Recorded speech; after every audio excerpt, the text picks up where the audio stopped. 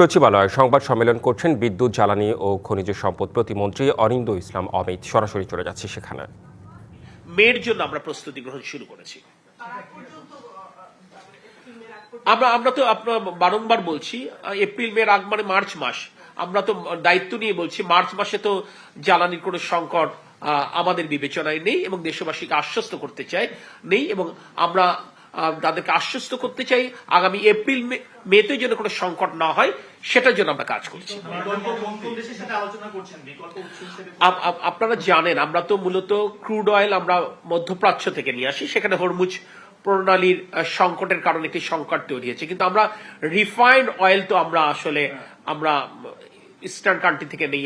এটা তো আপনারা নিজেরা বারংবার জানেন, আমরা মালয়েশিয়া থেকে নেই, সিঙ্গাপুর থেকে নেই, ইন্দোনেশিয়া থেকে নেই। আমরা এখন এই তেলের জন্য বিকল্প উৎস হিসেবে আফ্রিকান কান্ট্রির সাথে আমরা কথা বলছি, আমরা ইউএস এর সাথে আমরা কথা বলছি, এক্সিস্টিং আমাদের যারা ক্লায়েন্ট আছে তাদের পাশাপাশি। আপনি তো শুরু থেকেই বলেছেন, আপনার মন্ত্রণালয় থেকে আজকে বলছেন যে তেলের সংকট যেহেতু নেই, তাহলে সিলিং করে কেন দেওয়া? সিলিং করে দিয়েছি, সিলিং করে এই কারণে দিয়েছি। এবার নগদে পাচ্ছেন হেলিকপ্টার অফার, তাই কেনাকাটার পেমেন্ট নগদে করুন আর বুঝে নিন ২০০০ টাকারও বেশি ক্যাশব্যাক সহ হেলিকপ্টার রাইড। পেমেন্ট শুরু করুন আজই।